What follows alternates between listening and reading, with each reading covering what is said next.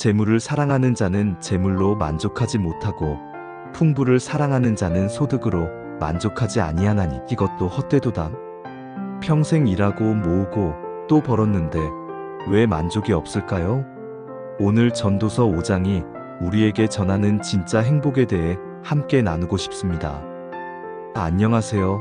오늘도 은혜 말씀 가족 여러분. 우리는 평생을 돈을 벌기 위해 살아왔습니다. 젊었을 때는 가정을 꾸리기 위해, 중년에는 자녀를 키우기 위해, 그리고 노년에는 노후를 준비하기 위해 쉬지 않고 일했죠.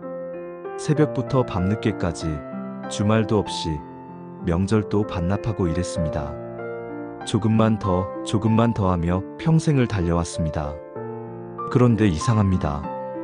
젊었을 때보다 돈은 더 많아졌는데 마음은 왜 더 공허할까요? 통장 잔고는 늘어났는데 행복은 왜 그대로일까요?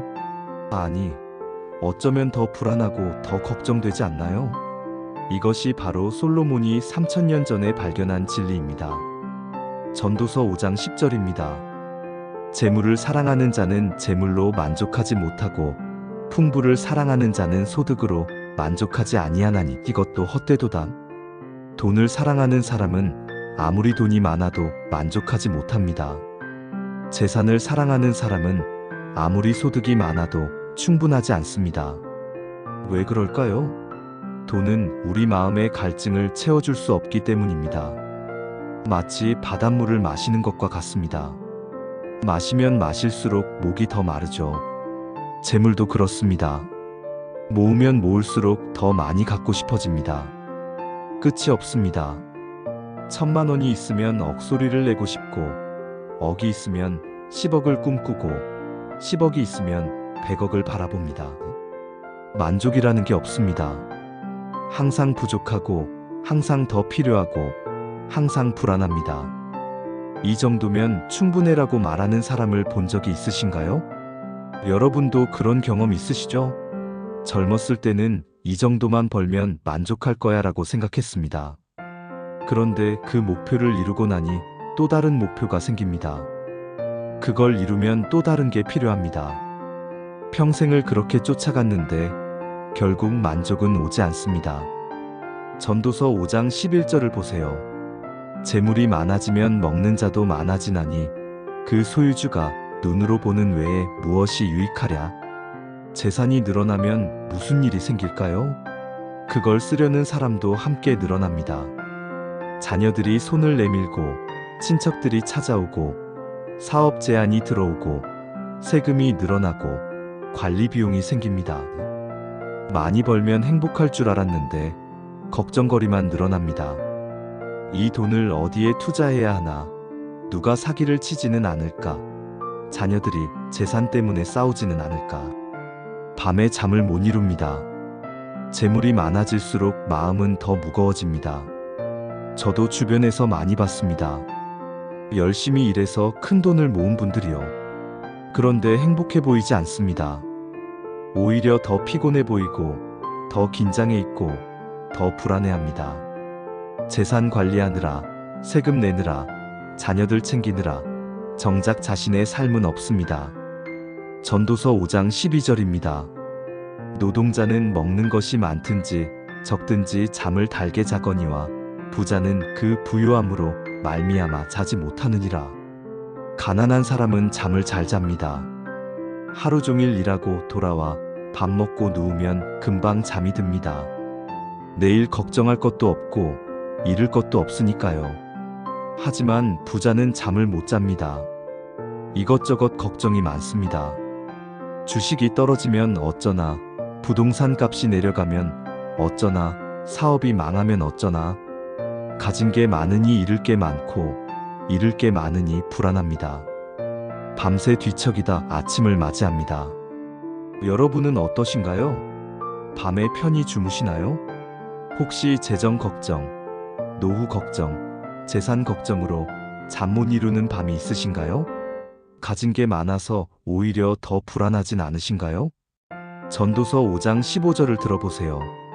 사람이 모태에서 벌거벗고 나왔은즉 그 나온 대로 돌아가고 수고하여 얻은 것을 아무것도 손에 가지고 가지 못하리니 우리는 빈손으로 이 세상에 왔습니다. 아무것도 가지고 오지 않았죠. 그리고 떠날 때도 빈손으로 갑니다.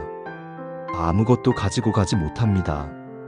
평생 모은 재산, 애써 쌓아놓은 부동산, 정성껏 키운 사업, 아무것도 가지고 가지 못합니다.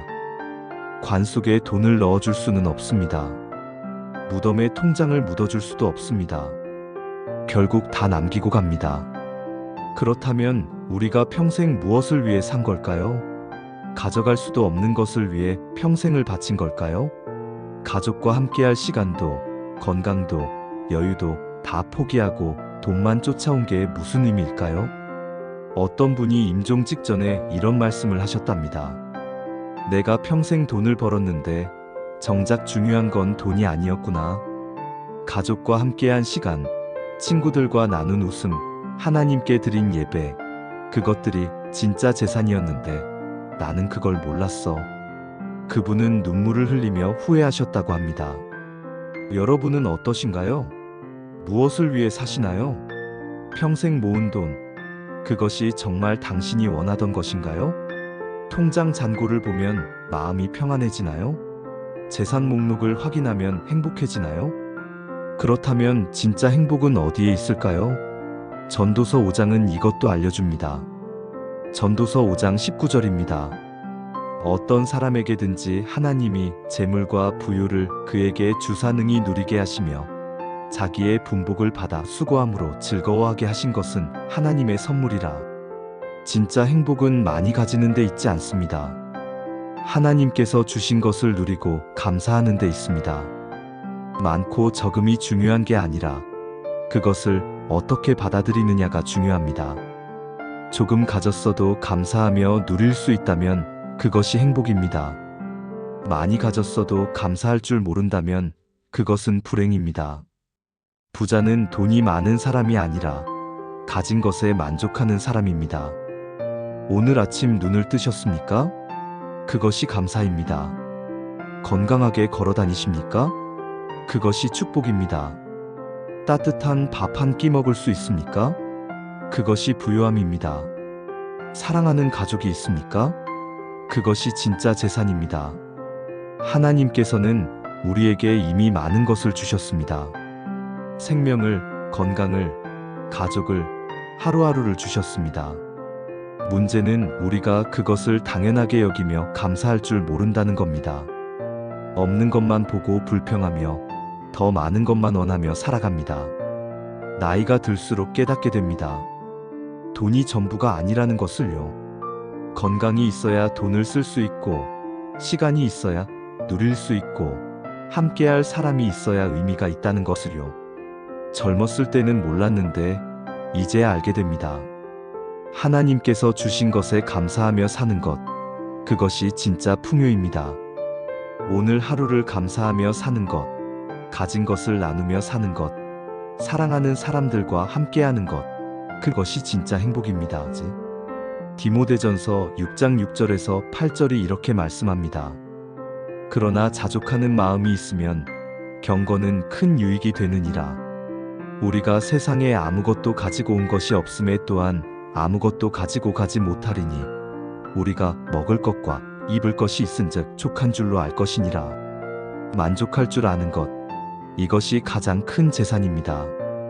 하나님께서 주신 것에 감사하는 것, 이것이 가장 큰 부유함입니다. 욕심을 내려놓고 현재를 즐기는 것, 이것이 가장 큰 지혜입니다. 오늘 이 시간 당신이 가진 것들을 세어보세요. 눈으로 볼 수 있고, 귀로 들을 수 있고, 입으로 말할 수 있고, 손으로 만질 수 있고, 발로 걸을 수 있다면 당신은 이미 부자입니다. 사랑하는 가족이 있고, 믿을 만한 친구가 있고, 기도할 수 있는 교회가 있다면 당신은 이미 풍요로운 삶을 살고 있는 겁니다. 더 많이 갖는 것을 목표로 살지 마세요. 가진 것에 감사하며 사는 것을 목표로 삼으세요. 그때 비로소 당신은 진짜 행복을 경험하게 될 것입니다. 평생 돈 벌어도 만족이 없는 이유, 이제 아시겠죠? 돈은 우리 마음을 채워줄 수 없기 때문입니다. 진짜 행복은 하나님께서 주신 것에 감사하며 그것을 누리며 다른 사람과 나누며 사는 데 있습니다. 은혜 말씀 가족 여러분, 오늘도 말씀과 함께 승리하는 하루 되세요. 당신은 이미 부자입니다. 하나님께서 주신 것에 감사하세요. 오늘 말씀이 은혜가 되셨다면 구독과 좋아요 부탁드립니다. 여러분의 구독과 좋아요가 더 많은 분들에게 하나님의 위로를 전하는 힘이 됩니다. 그리고 댓글로 여러분의 이야기도 나눠주세요. 우리 함께 기도하며 동행하겠습니다. 감사합니다.